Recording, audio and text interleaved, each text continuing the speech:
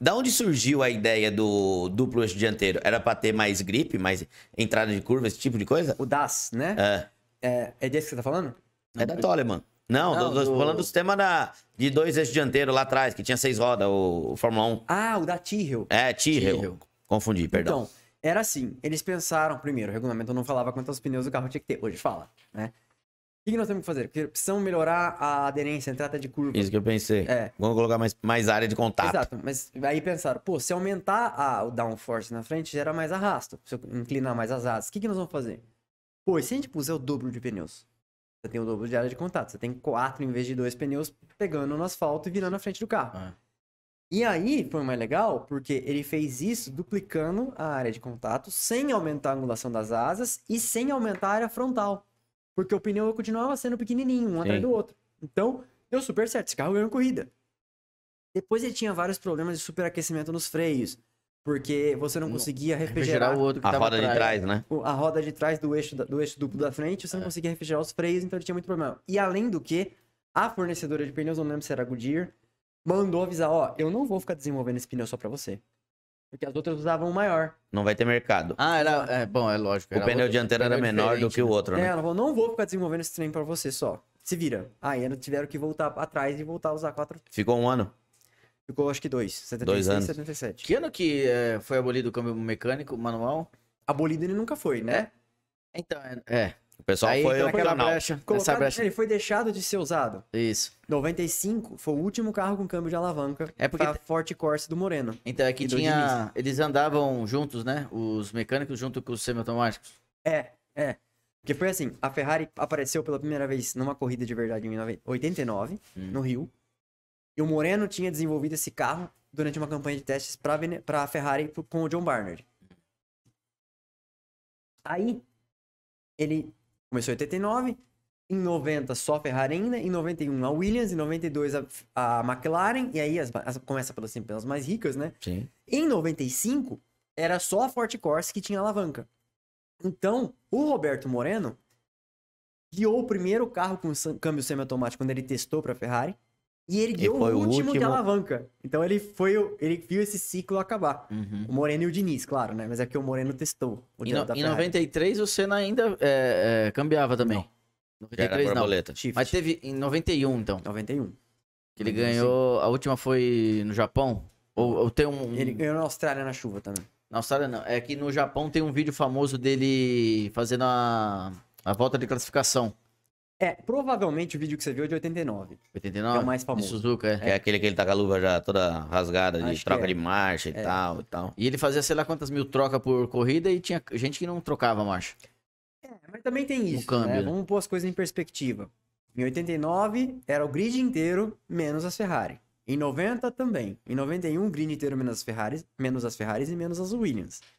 Então, existe uma mítica aí de que a Senna trocava a marcha. Ele e outros 20, Sim. né? Então, Tá, mas o da ponta é só ele. e o companheiro E dele. o companheiro de equipe. E a lógico. Benetton. Por exemplo, o Piquet em 90 e 91 trocava marcha na alavanca. Né? Vamos só... Não estou diminuindo ninguém. O que você acha que mudou? Teve uma mudança tão brusca de 92, 93 para 94? Porque 91, 92, 93 só dava Williams. Era disparada a melhor equipe que tinha ali na 91 época. era McLaren. Né? 92, 91. 93 era Williams.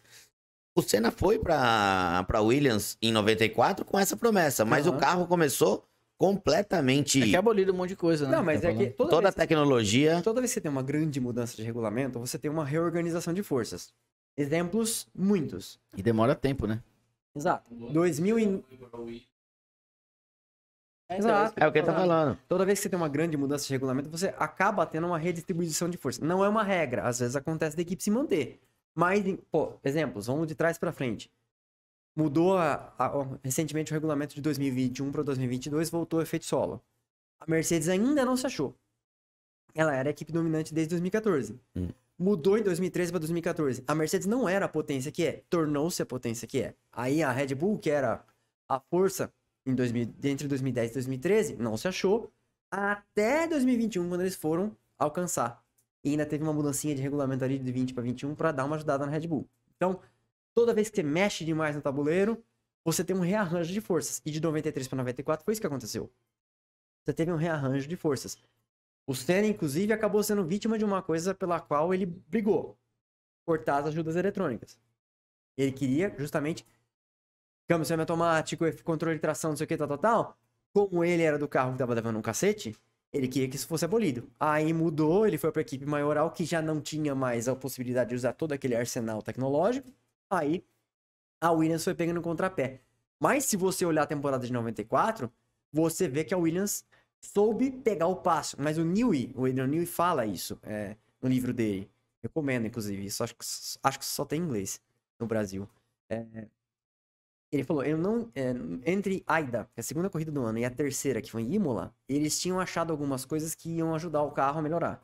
Mas essas coisas estavam em fabricação. Então isso provavelmente viria para Williams em Barcelona, que foi a quinta corrida do ano, que o Rio ganhou. Então, assim, tinha jeito, né? E a Williams era uma boa equipe e ia se achar, né? Mas... Só ia levar um pouco mais de tempo e não deu tempo. Exatamente. E não deu tempo. Exatamente. Eu não sei te dizer se o Senna seria campeão em 94, mas ele ia ganhar umas corridas e talvez em 95 ganhasse, porque em 95 a Williams tinha um bom carro, em 96 dominou, Sim. 97 dominou. Falando até de Senna, há quanto tempo faz que já não tem um brasileiro na Fórmula 1? Desde o final de 2017. Por que você acha que tem esse período tão grande sem presença de brasileiros ali? Acho que a melhor maneira de responder isso é responder por que a gente teve tanto brasileiro na Fórmula 1. O Brasil pegou o momento da sua industrialização no momento da explosão da Fórmula 1. A Fórmula 1 se profissionalizou, transformou naquilo que ela é entre os anos 70 e 80. E foi a época que o Brasil se industrializou como país e o modal escolhido por governos, né, foi automotivo. Então o Brasil transformou-se num parque de diversões para a indústria automotiva. Esses momentos meio que casaram. Então você tinha forte presença das fabricantes. Que aqui no Brasil elas são montadoras, basicamente. Sim. Mas forte presença das fabricantes, que tinha Fórmula Chevrolet, Fórmula Ford, Fórmula Fiat, Fórmula V. Todas tinham suas categorias e tinham as suas equipes de pista mesmo. Então tinha a Alpine, tinha a DKV Mag. Isso revelou muitos pilotos. Então isso criou uma cultura, deu o primeiro start. Pô, aí começaram a ganhar. Aí só atrai patrocinadores. A fabricante que não entrou ainda vai entrar e não sei o quê. Vira um moto contínuo. Isso vai trazendo mais interesse até, né? Exatamente. Aí o que aconteceu? Você teve gerações sucessivas. Então, o Emerson foi sucedido pelo Piquet, que foi sucedido, mas ainda teve uma concomitância com o Senna. O Barrichello e o Christian eram a geração seguinte. O Massa era a geração seguinte. E veio vindo, né? Então, o que aconteceu? Só que nesse meio tempo, por N questões, que nem cabia a mim diagnosticar, mas, enfim, as fabricantes foram se afastando. Então, lá no começo dos anos 2000, você ainda tinha a Fórmula Renault, mas depois já não tinha mais Fórmula Chevrolet, que formou o Barrichello, e acho que o Massa ainda correu na Fórmula Chevrolet, o Cristiano da Mata também. Essas categorias de marca foram deixando de existir. E é isso. Você precisa de uma categoria de base. Então, o que aconteceu? Você ficou com um degrau muito distante entre o kart, que o kart brasileiro é super forte, tem trocentas categorias e uma molecada super boa, e a base de carro. Então o moleque saía do kart, às vezes campeão brasileiro, campeão sul-americano, campeão mundial de kart, e o salto pro monoposto, pro carro que é aerodinâmico, que tem marcha, etc., ficou muito distante, porque acabaram as categorias aqui. A Fórmula 3 aqui foi morrendo, a Fórmula 3 sul-americana foi morrendo. Aí o primeiro movimento de tentar reconstituir isso foi o Massa que fez. Em 2008 para 2009, ele trouxe a Fórmula Inter para cá. E o Troféu Linha. Ele tentou criar uma categoria de base para GT, para turismo, e uma categoria de base para monoposto. Acabou não dando certo, durou poucos anos, mas ele teve esse mérito de trazer isso. Então continuou muito grande o degrau. Porque aí você pega um moleque que só andou de kart, nunca acertou uma suspensão, não sabe mexer numa relação de marcha, etc. E é normal que ele não saiba, porque ele é muito novo. Ele tem que aprender isso, que é o ofício dele, e de quebra, morar no outro país, falar outro idioma, trocar o chuveiro pela primeira vez. Mas era assim na época, não era? Desculpa, eu só perdi esse. Quem que é? Não, a pergunta foi por que ele enxerga que não tem mais brasileiros na Fórmula 1. Por que ficou essa janela? Mas o Senna correu num europeu, o Barrichello correu no europeu. O Barrichello, o Senna é um caso à parte, mas essa molecada toda, tirando o Senna, chegava lá, não na sua primeira categoria de Fórmula, já tinha corrido aqui. Porque aqui tinha Fórmula Ford, Fórmula Chevrolet, como eu tava citando. Né? Então, esse degrau, o cara começava, e é o que a Fórmula 4BR tá fazendo agora. Pegar um moleque com 11, 12, 13, 14, é 14 no mínimo, não pode ser 11. 14, 15, 16, vamos dizer assim. E ele ainda faz a primeira categoria de Fórmula dele aqui. Perto da família, comidinha da mãe, dorme na Com própria cama. a língua que ele fala. Com a todo língua esse que ele fala. processo. Porque senão o cara cai de paraquedas na Europa pra fazer a Fórmula 4 regional ou as anteriores. Sozinho, sem nada. Sozinho, nunca falou inglês e etc, tal. Então, o que acontece? Ah, mas Nutella. Não, cara, é assim. Era assim, já desde antes, né? O Senna é um caso à parte. O Senna foi correr pela primeira vez de carro já na Europa. Mas, você vê, em geral, a mortandade, igual o peixe subindo no rio, da Sim. Piracema, a mortandade de pilotos que acabam não chegando nas categorias de elite, eu não tô nem falando da Fórmula 1, tô falando do WEC, tô falando da Indy, tô falando de... E né? várias. Na elite do automobilismo profissional, acaba sendo você ter uma base muito grande e você não consegue propiciar que a pirâmide seja mais larga. A pirâmide fica muito assim. Então chega o Nasser, mas quanto tempo faz que não chega outro piloto brasileiro? Chega o Drogovic, chega o Sete Câmara, mas não é todos que vão vingar. Mas quanto maior for a base e a maior a chegada, algum Ayrton Senna, algum fulano vai ter, né? Então esse é o problema, que é, por exemplo, a França tem um programa de jovens pilotos bastante forte. Hoje ela tem 2 pilotos que já ganharam corrida, crescendo, o Ocon e o Gasly. Ah, mas você tá comparando... Não, cara, não é toda vez que vai ter um Ayrton Senna. Sim. Não é toda vez que tem um Max Verstappen. Você tem que ter quantidade pra tirar um, porque o fora de série, ele é fora de série. Precisa de série pra ter o fora de série. Quando você não tem nem Só tem série. ele, né? Senão só tem ele. Senão só tem o fora. É. E quando você acha que vai voltar a ter algum piloto brasileiro na Fórmula 1? Essa frase ficou animal. De efeito, hein? Ô, Você é depois você louco, manda esse corte aí que eu vou... De efeito. Tô top. E quando que você acha que vai voltar a ter algum piloto brasileiro na Fórmula 1? Então, a F4BR é o começo dessa... Não sou patrocinado, hein? Mas é um começo que você precisa ter, né? E você vai começar melhor, entregar pilotos mais maduros e mais preparados pra ir Fórmula 4 na Itália, na Inglaterra, na Alemanha, 3, 2 e 1, né? Então, eu acho que no curto prazo é Drogovic e Enzo Fittipaldi, que são os caras que estão vinculados já a algumas equipes. Drogovic na Aston Martin, o Enzo Fittipaldi na AlphaTauri, né? São os nomes mais próximos. Eu não sei dizer se são os nomes que têm mais chance, né? Então, se você pensar, o Enzo talvez tenha mais chance, por quê? Porque a AlphaTauri já tem um histórico de fritar pilotos mais rápido, né? Então, a hora que ela se encher do Tsunoda, ela faz assim e o Enzo pode ser o Joga. próximo. Pode ser o próximo, porque tem o Liam Lawson que tá na frente. A Aston Martin tem o Alonso, que é um puta piloto e é eterno, não tem fim. É, isso que eu ia falar. Quantos anos tem o Alonso? Uns 40. 41, acho, né? E o Lance Stroll é o filho do dono, vai correr enquanto ele quiser. E não é um pereba. Todo mundo gosta de falar, não é um pereba. Não é pereba. O dinheiro não compra tempo. Ele já fez pole naquela pista ensaboada de óleo de betume na Turquia em 2020, quando tinha recapeado a pista 20 dias antes da corrida, a pista tava meleca. Fez pole, só que o Stroll é muito inconstante. Tem corridas muito boas, tem corridas que você fala, o cara O que tá fazendo? tá fazendo carro, né? Mas não é o pereba, tem gente muito pior. Ó, Latifi e o Mazepin, que eram outros 2 pagantes, esses eram ruins, né? Mas o Stroll não. Mas também só vai sair quando quiser, né? Você tem algum nome conhecido pra você falar, tirando década de 50 e 60, que ninguém vai lembrar. Mas eu tenho 2 perguntas em uma. Quem foi o melhor piloto de Fórmula 1 na sua concepção e quem foi o pior? Melhor piloto eu vou falar que é o Schumacher, pra não arrumar confusão. Não, mas eu acho que foi o Schumacher. Você acha isso por quê? Porque ele O Schumacher... deteve mais campeonato por mais tempo? Não é isso. que Você acontece. acha... Mas, peraí, rapidinho. Tem que dar um corte. Você acha que é o Schumacher porque o Senna morreu?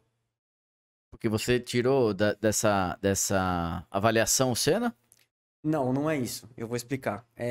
Mas se o Senna tivesse corrido junto Não, com mas o aí já Schumacher, tem- teria ganhado o Mas Schumacher. já tem muitos Cs nessa frase. É, tem muitos. Fica quieto aí. Basta ter um. Se É. tiver um C numa frase, já tem muitos Cs. Olha só. O Senna talvez seja o piloto mais espetacular já correu na Fórmula 1 na história. E o que acontece? Um piloto completo tem vários quesitos. Talvez o Senna fosse nota 10 em velocidade. E o Senna tem uma coisa que o Verstappen também tem, o Hamilton tem numa dimensão talvez menor, que é uma coisa chamada adaptabilidade. Ele tirou tempo de todos os carros em que ele sentou. E não necessariamente carros ideais e carros perfeitos. Então, por exemplo, o melhor ano de pilotagem do Senna, na minha opinião, é 93. Ele apavorou com aquele carro, que não era uma carroça, mas ele apavorou com aquele carro. Ele não era o melhor carro, perdia para Williams. Mas em chassi era até talvez menor que a Williams, né? Não tinha 80 cavalos de potência no motor, né? Mas o Senna andou muito naquele ano. O Senna em velocidade era 10 ou muito próximo de 10. O Schumacher não é 10 muito próximo de 10, talvez seja 9,5. Só que aí o Schumacher era 9,5 também. Em constância, por exemplo, o Joe Ramírez, que é um cara que trabalhou na McLaren, não é o Rodrigo que tá falando, falou, o Senna às vezes se perdia no acerto, tinha que copiar o acerto do Prost. E aí andava mais que o Prost. O mérito dele. Adaptável ao ponto de copiar o acerto do outro e ser melhor que o outro. Aí o próprio Joe Ramírez fala, isso tá documentado só da Google. Só que quando o Prost punha o carro do jeito dele, aí o Senna não era mais rápido que ele.